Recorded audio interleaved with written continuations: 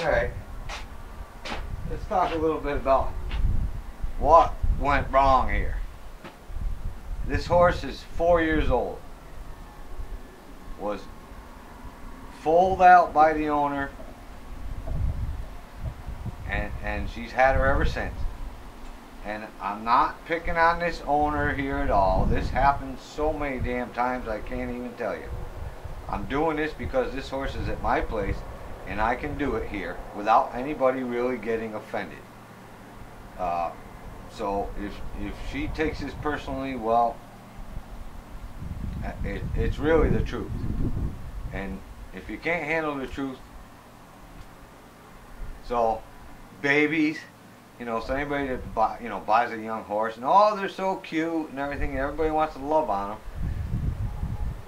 and not give them any damn guidance. So this horse has been pushing her around and been allowed to get away with it for 4 years. Has never stood good to handle his feet, to have it trimmed properly. And I'm going to get into the trimming aspect of this in a while. First off, I'm going to talk about the training. But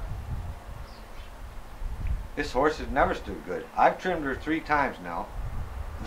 And she was a regular pain in the butt the first time. Oh, and somebody commented how much better she was the second time. Yeah, but yes, she was better. But when you're the one that's underneath the horse, there's a big difference. And the other thing I want to point out here is just from being around the horse community here and there, and you overhear people talking about certain things. One thing that I find totally disgusting is when I hear somebody say how much trouble their horse gave the farrier today. He almost killed my farrier. And laughing about it. That's only a reflection of you. It is not funny in any way, sort, shape, or form that your horse doesn't behave. And a lot of people, I'm talking horses that are a lot older than this horse, still don't behave very good to have their feet handled. The owners don't do it. Farriers most generally are not horse trainers. I, for one, am very lucky that I am, so a lot of this stuff I can correct. And a lot of times I hardly even charge for it, unless it becomes, it's a big, big problem. The other thing I want to say is that,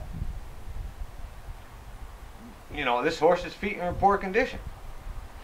Because, for one thing, the owner evidently doesn't know what a good hoof looks like. For one thing, she couldn't even get underneath this horse. The other thing is, the farrier probably came in, whoever they were using for a farrier, I don't know whether it was bad or good or indifferent, but he may have just said, screw this, I'm going to do the best I can without getting killed. Or hurt.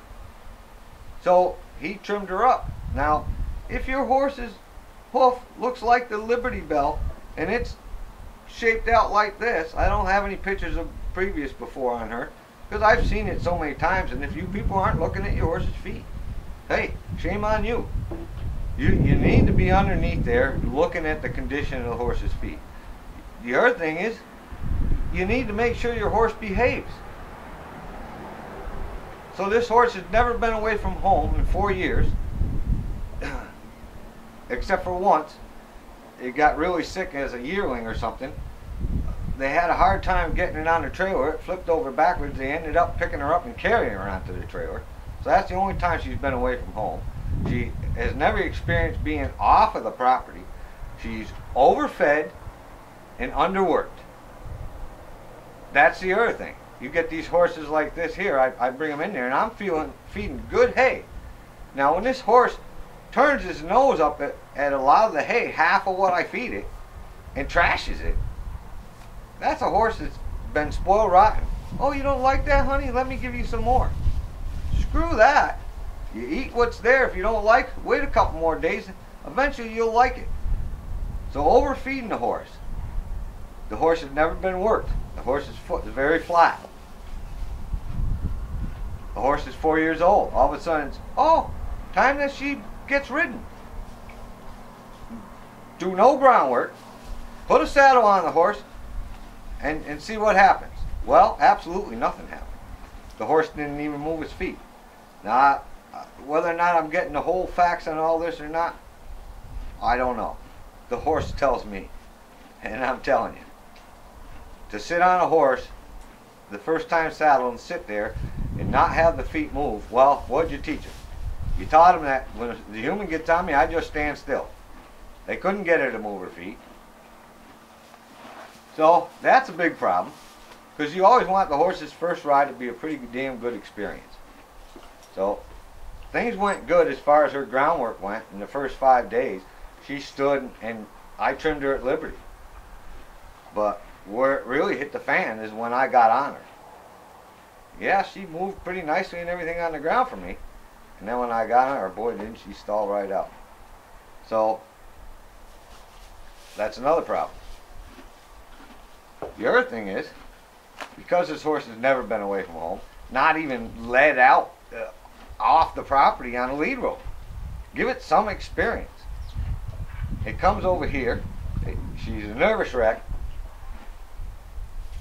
Totally trashes my pasture. Granted, I mean, we've had a lot of rain here, but this horse has been running back and forth from my horses to the horses across the road, and my pasture is trashed. And not only that, she took out my round pen. I have a small round pen that I use, just has electric tape on it, 3 feet high or so. She took out the whole friggin' thing. So, you know, between fixing the pasture and then fixing that round pen, I'm not making any money on this horse. But that's okay. But now, this horse was trimmed, and because of all this movement she's got going on now, she's abscessed. Now, if the horse didn't come here, say I trimmed it and went to some other trainer, guess what? The horse gets sore-footed, whose fault is it? It's mine. Because the horse never damn moved. You know, and then all of a sudden it goes away from home, it's a nervous wreck, and it is moving like crazy. Some of these horses will make remarkably recoveries right away. Some of these horses won't. Some of them will abscess. And abscessing is not the worst thing in the world. A lot of times when they abscess like that, boom, that hoof will be fixed in no time. So the abscess is not the worst thing in the world, but you have to understand one thing.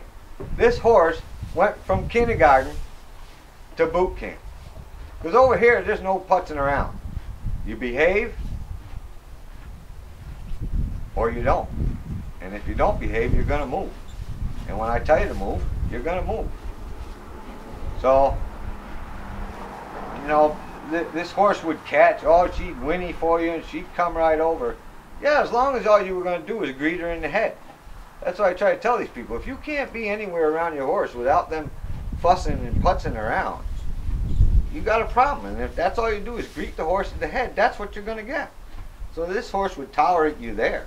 Oh, she'd come running over, whinnying for you, and they go, well, why would you teach her to catch? Because she'll come right up to you. Yeah, I can put a halter and lead rope on her.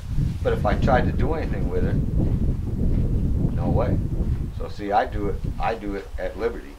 And I go wherever I want to go on a horse. You don't like it, you have the option to run away. But that was your idea to run away. And that's why these horses, they will run. But I didn't ask them to run. That was their decision. So, I don't know if I left anything out there, but, you know, if that's all you're giving the horse is love, without any leadership, you're not doing anything good at all. And the reason why I keep stressing this handle and the feet stuff is because it all falls on weight shift. I don't care what you do with a horse, weight shift always happens before they move their feet. So if you can't get the weight shift right here on the ground, and the horse is, say it's tense on one side more than the other, you're going to get the same thing under saddle. You get it sorted out here. A horse that lets you handle his feet good is going to be way better under saddle. But people can't be bothered. I don't, you know, they'd be lucky if the horse gets his feet picked out. So, you know, just what she's doing there, slapping me with her tail and all. That's because she's, she's annoyed with me being here on this side, and that's fine. We're straightening those things out, but so you get the weight shift correct, and that's all it is. Learn the weight shift, because no matter what you do with a horse, the weight shift happens before anything else. So I'm not sure if I left anything out here. If I did, I'll come back to it later, but I'm going to go down and show you what her foot looks like and explain a few things there.